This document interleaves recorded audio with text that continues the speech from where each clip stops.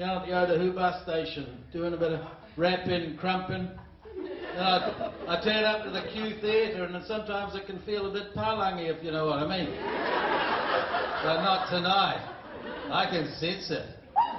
Let's gently get into it. Here's a low energy rap for the old people. He reached for his cell phone, sitting by his bed, and he rang Molly Wilkinson. This is what he said. Good morning, Mrs. Wilkinson. Bert Ross here.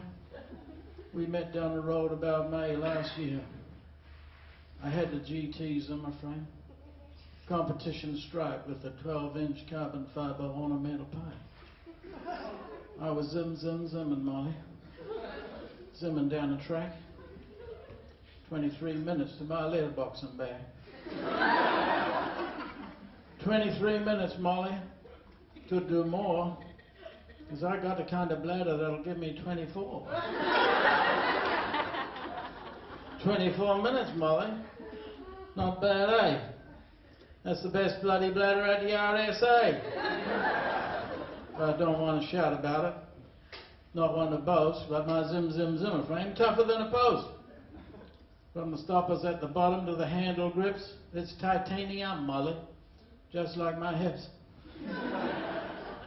I'm a hip-hop legend, Molly. I've had 3. I got a stool in the shower from the ACC.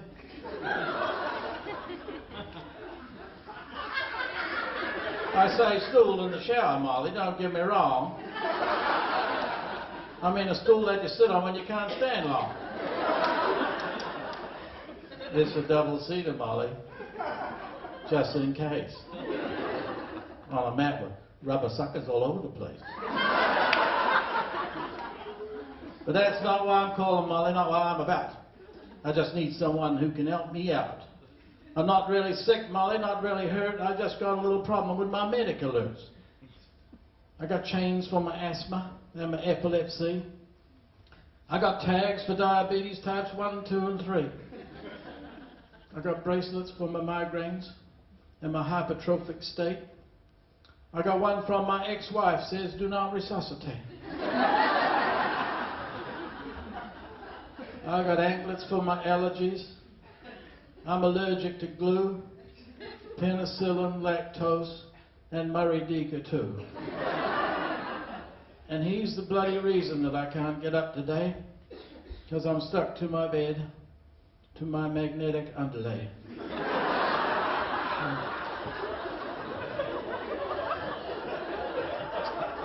Don't worry, I'll wait for you. After 4 days, Molly, your spirits start to sag when you're stuck to your bloody Murray Deaker biomag. Yes, I did ring the bastard. First time caller too. Told him of my problem and I asked him what to do. He told me what to do, all right. He responded with a scoff and a 2-word reply, of which the second one was off. That's why I need you, Molly. I'm at number 24. Just drive your scooter up the ramp and in the front door. Straight past the shower, Molly, to the green room instead. I'm the one in purple jockeys who was stuck to the bed.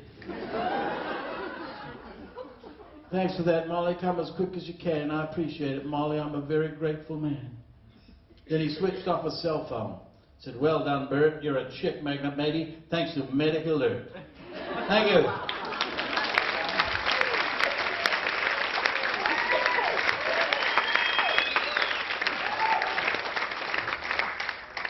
You know, when Tammy Ellen asked me whether I wanted to be involved in this show, I thought it was a fundraiser. She said, no, it's an awareness raiser. We're trying to destigmatize mental illness. Have you got any material on that? I said, no, I haven't. She said, well, what about that Bert Ross guy? I said, what do you mean? She said, the guy with the Zimmer frame. Now, there's the kind of guy that we're trying to target with this show.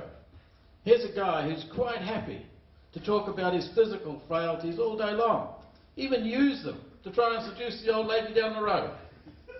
He's not prepared to go anywhere near his mental problems, and I know he's got them. If they were destigmatized, he'd be able to talk about those as freely as his physical problems. He needs to have a rethink. Send him home and have a rethink. So he did. This is the phone call he made to Mrs. Wilkinson the next day. Thank you, Mrs. Wilkinson, for your assistance yesterday with my trial separation from the magnetic underlay.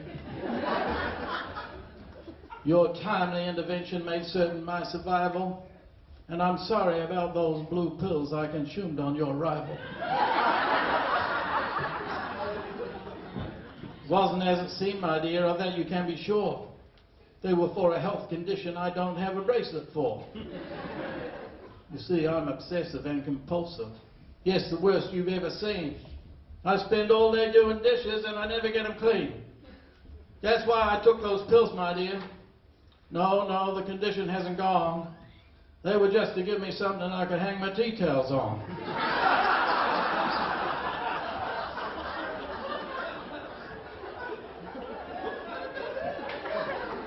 And that's not all I got, Molly.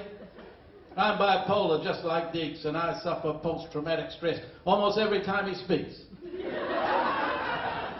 I got schizophrenia, bulimia, ADHD. I got depression and anxiety hanging over me. And the only therapy for that is one that I refuse, because I'd rather be depressed than have to coach the Oakland Blues. And now I got Alzheimer's, which affects my concentration. They say I'm in dementia, like it's a tourist destination. Sometimes my mind descends into a hazy, murky fuzz, but I still have lucid moments more than Jerry Brownlee does. And I got the male version, which is really not that bad. I've started having memories of sex I've never had.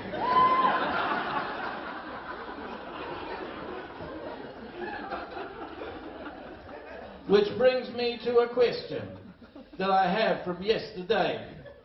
Was that you or Oprah Winfrey jumped me on the underlay? Thank you very much. You've been a great audience.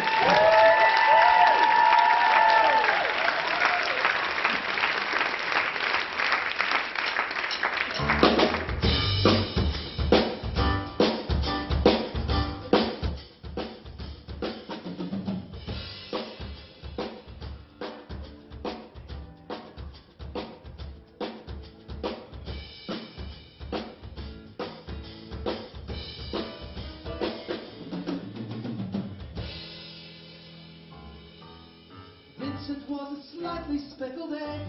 For instance, people used to laugh at him for painting all day long. But history has proven he was worthy of a song, because he was a slightly speckled egg. Vincent had a yolk of gold that bubbled over, filling all his pictures with a most majestic glow.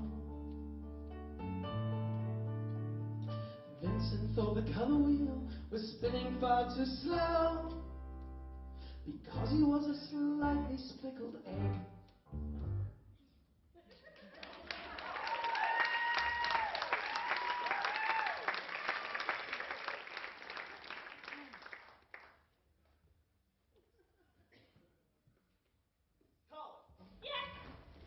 Hi there, I'm Dr. Taylor Anderson. I'll be doing your screening today. Hi, Doctor. I'm Chris, and this is my partner, Sam. I've been telling you all about the advances being practiced here in genetics and antenatal medicine. Obviously, we want to take advantage of that and give our baby the best start in life. Obviously, yes. Well, today you've got your 23-week detailed scan where we're going to find out your child's genetic makeup and then give you some choices. Okay? Yes. All right. Let me quickly explain the process. We combine any findings of the whole of sound we do today with the results of your antenatal blood screening. That blood work, of course, included a genetic screening which looked for abnormal DNA markers on particular chromosomes. From there, we can look at what parts of the genetic code we might like to highlight or eradicate. How does that sound? Great. Great! Okay, now, Sam, if I can just activate the cells around your belly, I can direct the whole of sound to the visual arena, and we can all enter your virtual womb. Really? Because my friends told me you have to put like a freezing cool gel on me. Not... It's all right, darling. It's all right. Oh, look! Hey! It's huge! Let's go meet the little one.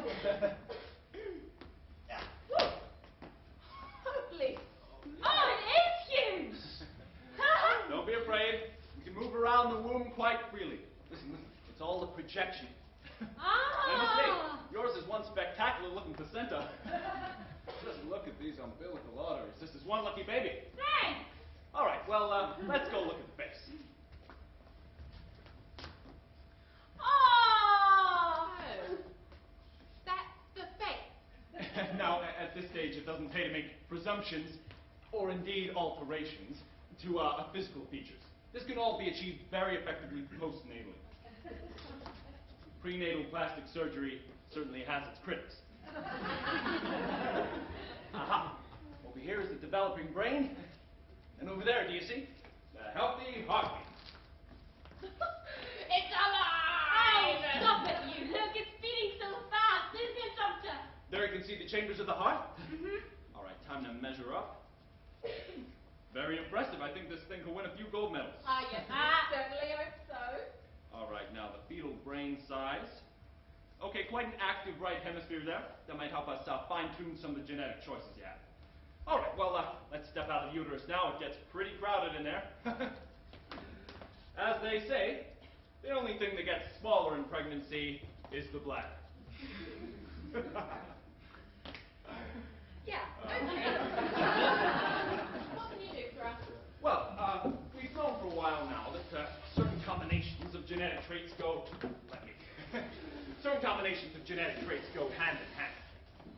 What we can now do is emphasize or diminish any given natural trait, thereby increasing or decreasing the chances of a particular outcome. Now, you may wish for an Olympic athlete. Oh! With bites like yours, I would not be surprised. To do this, we merely turn up the volume, so to speak, of the ACTN3 gene, thus giving you every chance that your progeny will make it to elite athletic level. All right. Okay, here are your options. The ones that I've highlighted are your choices based on the genetic makeup of the child. Oh, Chris, we could, have like a future stockbroker if we wanted to. No. Really? We could engineer, say, like a, I don't know, a Wall Street trader? No, I'm not sure about that, because your Uncle Brian was one of those. Yeah. I hated him. Yeah, I hated him. Really hated. And I think his creed was a man as a client to a proven broke. So Hated him. let's not.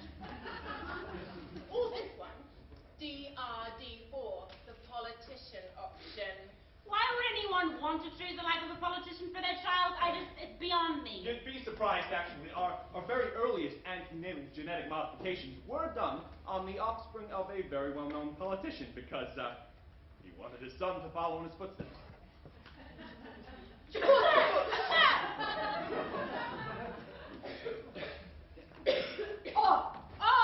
Wait, I like that one. This sounds more promising. The musician. Yeah, I love that one. Actually, I like that one. If I may, there are several DNA sequences that correlate with musical ability, and one of the implicated genes is also linked to dyslexia.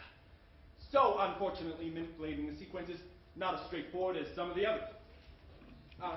However, if you don't mind an element of risk, there is one more exciting yet controversial option. Yeah.